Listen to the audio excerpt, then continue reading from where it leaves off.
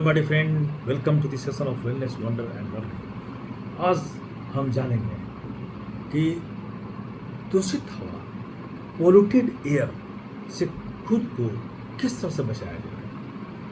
My dear friend, air pollution इतना खतरनाक होता है कि वे लोग जिन्हें आज तक फेफड़े से जुड़ी समस्या नहीं थी, वे भी इस समस्या से ग्रसित होकर अस्पताल पहुंच गए हैं।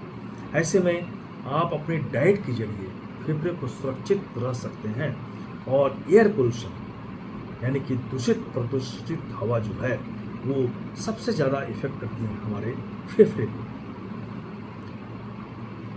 बड़े फ्रेंड, दिल्ली और एनसीआर इलाके में प्रदूषण भयानक स्तर तक पहुंच जाता है। इस बार ही पहुंचा।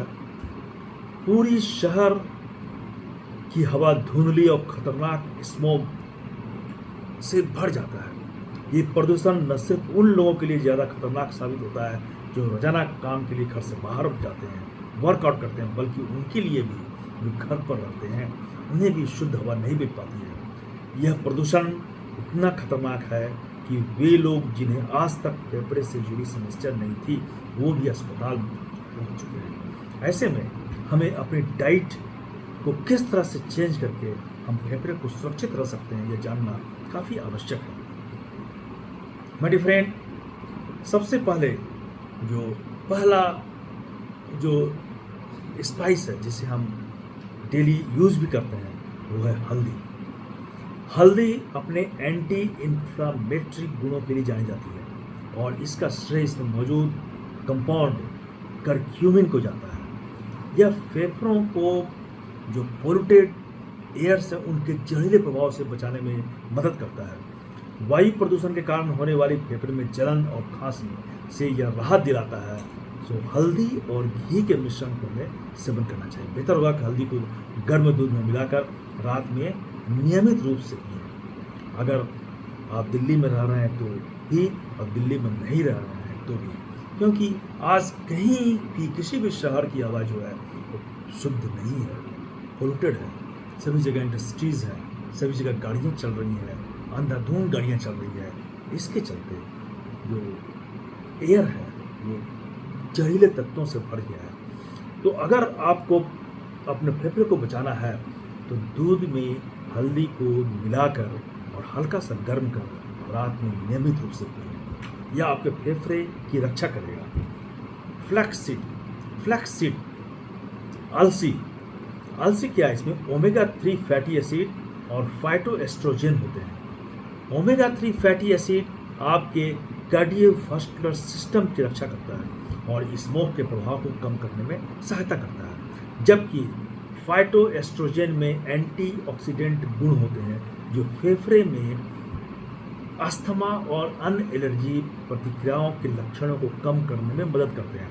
आप फ्लैक्स सीड्स को अपने सलाद, स्मूदी में शामिल कर सकते हैं और फिर उन्हें टोस्ट में भी यूज कर सकते हैं और इसे रोस्ट करके स्नैक्स की तरह खा भी सकते हैं। इसके अलावा अखरोट, एग्स, फिश और सोयाबीन में भी ओमेगा 3 अच्छी मात्रा में पाई जाती हैं, तो इनका सेवन जरूर करना चाहिए।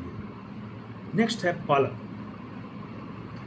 पालक में बीटा कैरोटीन, जेक्सेंथिन, ल्यूटिन और क्लोरोफिल होता है। ये सभी आपके इम्यून सिस्टम को मजबूत बनाते हैं। पालक का हरा रंग क्लोरोफिल के कारण होता है जो एंटी म्यूटोजेनिक गुणों वाला एक मजबूत एंटीऑक्सीडेंट है। इसमें विशेष रूप से फेफड़े के लिए मजबूत कैंसर विरोधी गुण पाए जाते हैं। फेफड़े में अगर इन्फेक्शन हो गया एयर पोल्यूटेंट्स के चलते तो उसमें कैंसर उत्पन्न होने की संभावना बढ़ जाती है।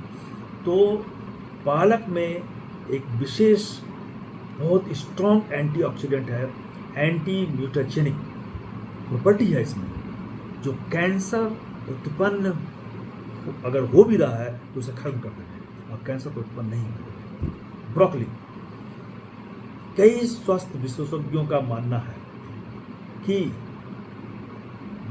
प्रदूषकों के प्रतिकूल प्रभाव को निपटने के लिए हम ब्रोकली का इस्तेमाल कर सकते हैं, इसे अपने डाइट में शामिल कर सकते हैं। ऐसा इसलिए क्योंकि ब्रोकली में सल्फ्यूराफेन होता है। सल्फ्यूराफेन एक एंटी कार्सिनोजेनिक कंपाउंड है। यह हमारी इंटेस्टाइन के माध्यम से बेंजीन नामक एक कार्सिनोजेन के उच्च स्तर को बाहर निकालने में मदद करता है। इसके अलावा ब्रोकली में भरपूर मात्रा में विटामिन सी भी होता है, जो हमारी इम्यूनिटी को बढ़ा देता है। आपका इम्यून सिस्टम जो है वो स्ट्रांग होता है, मजबूत होता है। टमाटर beta carotene, vitamin C, lycopene से भरपूर होते हैं और इसमें एंटीऑक्सीडेंट्स होते हैं जो हमारे एयर पैसेज जो है उसमें अगर पोल्यूटेंट्स के कारण, पोल्यूटेंट एयर के कारण अगर उसमें सूजन आ गई है, स्वेलिंग हो गया है, तो उसको ये कम कर देता है, जिससे अस्थमा और अन्य रेस्पिरेटरी डिजीजेस होने की संभावना काफ़ी कम जाती है। ऐसा माना जाता है कि लाइकोपिन एक ऐसा कंपाउंड है जो आपके एयर सिस्टम, आपके रेस्पिरेटरी सिस्टम को स्वस्थ रखने के लिए जिम्मेवार है। इसके अलावा यह मुक्त कणों के स्तर को संतुलित करता है। फ्री पार्टिकल्स, फ्री रेडिकल्स जो है उसके स्तर को ये लेवल में लाता है और शरीर को रेस्पिरेटरी डिजीज़ों और अन्य जो हेल्थ कंडीशंस उससे बचाता है। टमाटर में मौजूद बीटा कैरोटीन आपके फेफड़े को यंग रखता है, उसमें कमजोरी नहीं आने देता है। तो इन सभी का सेवन हमें प्रदूषण से बचने के लिए जरूर करना चाहिए और सभी को करना चाहिए, क्योंकि आज का कोई भी शहर सुरक्षित नहीं है।